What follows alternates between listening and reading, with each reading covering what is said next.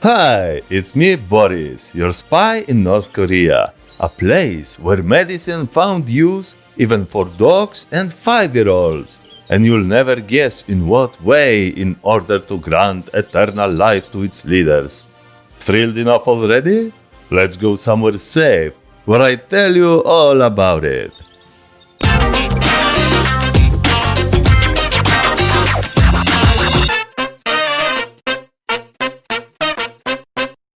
Kim Il-sung, the father of Kim Jong-il and grandfather of Kim Jong-un, was the founder of North Korea and was established as the ruler of the nation in 1948. In 1970s, when Kim Il-sung was in his 60s, death looked him in the eye, since even today, life expectancy by men in North Korea is below 70 years. Having those calculations in mind, no surprise that in Pyongyang, the Kim Il-sung Longevity Research Institute was founded to supervise the health of DPRK founder and later of his son Kim Jong-il. The Longevity Research Institute was focused to find various ways for the leader to obviously live longer and to hamper the aging process. It's worth mentioning that despite the whole communism hue, from each according to his ability to each according to his needs, it was not a facility for anybody else. It was solely for one person and his family. The order given to the institute's personnel was straight and simple, making Kim Il-sung reach 100 years. The strange health practices and regimens are described by Kim Il-sung's former physician, Dr. Kim So-yeon, who after 10 years of being the head of the Longevity Research Institute, finally defected to South Korea in 1992. According to her, when DPRK founder reached 65, he ordered country's top medical experts to create a research facility to find ways of prolonging his life. For example, hundreds of experts were working exclusively on his diet.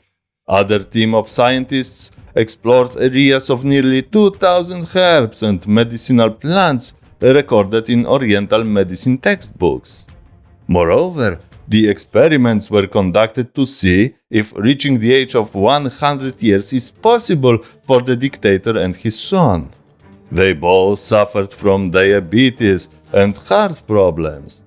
Funny thing is that it was not the doctors that chose the therapy, but the patient. Even on this field, no one could tell the eternal president what to do. So they gave him a list from which Kim Il-sung chose what was convenient for him.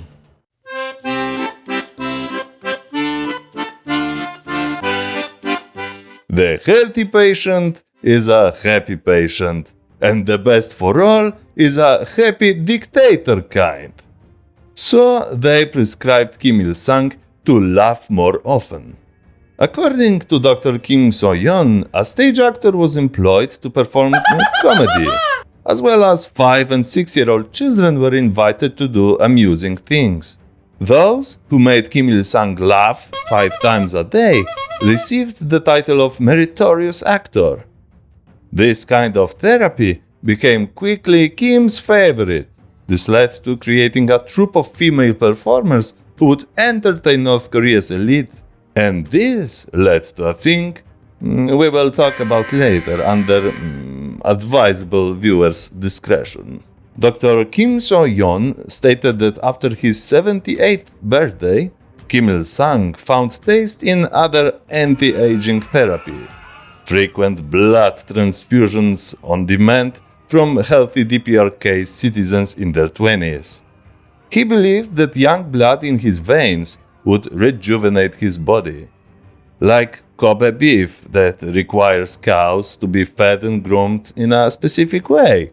The same was applied to Kim's blood donors. Those chosen to donate blood for the eternal president were put on special nutritious diet beforehand. Some sources claim that Kim Il-sung loved transfusions so much that his blood type changed from AB to B. But in my humble puppet's opinion, it is not possible unless he underwent a marrow transplant.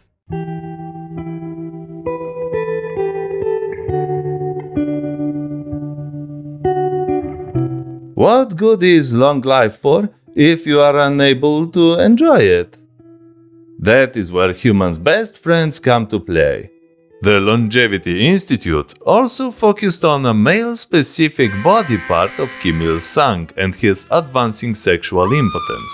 So, doctors prescribed Kim consumption of dog's peckers, specifically at least 7 centimeters, which is 2.8 inches long. Traditional Chinese medicine, yes, Koreans use Chinese medicine as well, points that this unusual diet is a remedy for failing male virility. Dogs were also used as fertilizer for Kim's quality-grown food. The joke goes, carrot is very good for impotence, but it is hard to tie to.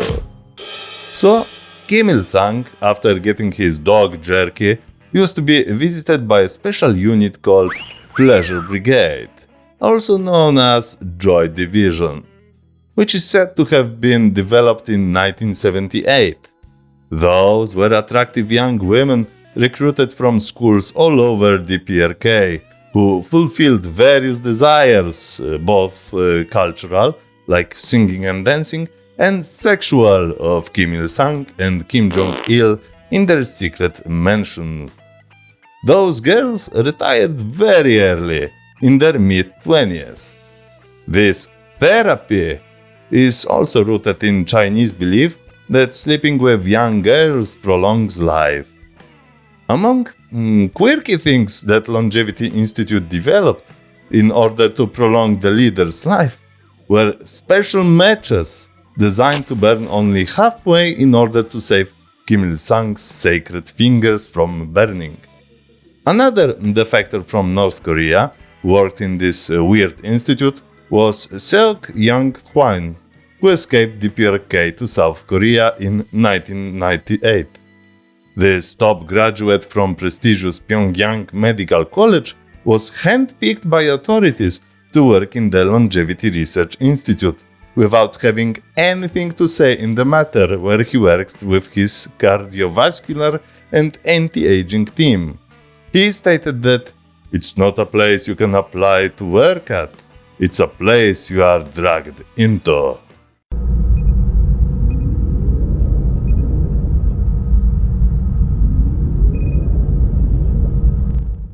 In DPRK, everything's different, and if you are the same age as one of the Kims, have a similar body type, you may be lucky enough to become a live test subject in the mentioned institute.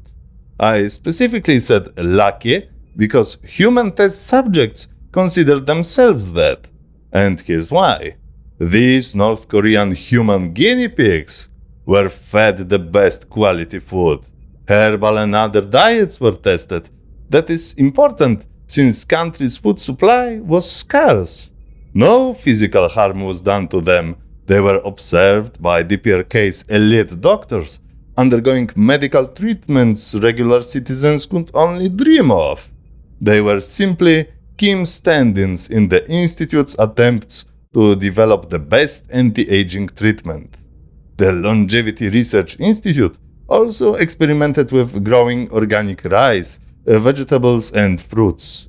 Moreover, the facility imported the weirdest dietary supplements like lion extract produced in Tanzania or blue shark liver from Angola for Kim Jong-il.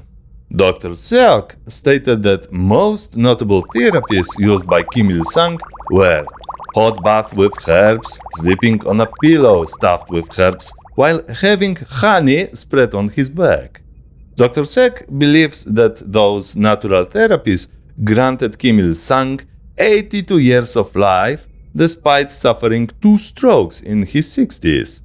Well, you may have the best doctors, the best diet, take a skinny dip in herbs, spread honey on your back, chew dogs' wieners as snacks, and be entertained by young girls after that snack. But if you do not take care of yourself, no one will. The same happened to Kim Il-sung. He thought that if he was taken care of, and you remember that he chose the therapy, not the doctors, he would live to 100. But decadent lifestyle with heavy smoking ended his life with a heart attack in 1994. Комсомольский сводный батальон. До свидания, мама, не горюй. На прощание сына поцелуй. До свидания, мама, не горюй, не грусти. Пожелай нам доброго пути. There is some sick fetish that communists love. Glass coffins, inside their bodies as sleeping beauties, and being surrounded by definitely more than 7 crying communists. Yeah, never understood those. Okay, this is going to be interesting and gory. If you want to be Sleeping Beauty, you must be beautiful. Unfortunately, in the late 70s, Kim Il-sung developed a strange tumor on the back of his neck. It was what in medicine is known as calcium deposit. Hence, photos could only be taken at a special angle in order not to show the noticeable lump. With time, it grew to a size of an orange, so it was impossible to take clean photos, and those had to be doctored in later process. Jimmy Carter's visit to DPRK in 1994 is a good example of that, because Western news agencies received only prepared photos where Kim Il-sung's tumor is gone. Today, Kim Il-sung lies in a glass coffin on display in the Kumuson Palace of the Sun, without his lump as it was removed after the dictator's death. And there was a diplomatic joke that this tumor was a radio receiver through which Soviets told Kim what to do. Do the task where batteries went. But for real, there are two possible reasons why this non-malignant tumor was not removed while Kim was alive. It was perhaps too close to Kim's spinal cord, so removing it was impossible. And more plausible, if you are a despised dictator, you do not trust anybody, especially with chloroform and surgical knife pointed at your head. So, there you have it. North Korea's long life program revealed. Once again, it proves that the common saying, "money can't buy you happiness," is a fertilizer coming out of bull's rear. Well, I think that this saying was invented by those who actually have money, in order to make people who do not have it not to feel bad about it. You know, me crying in a new Porsche is the same as you crying on an old bus. But everyone can afford to subscribe to us. Do not hesitate, comrades. Click that button and join our ranks. Till the next time, over and out!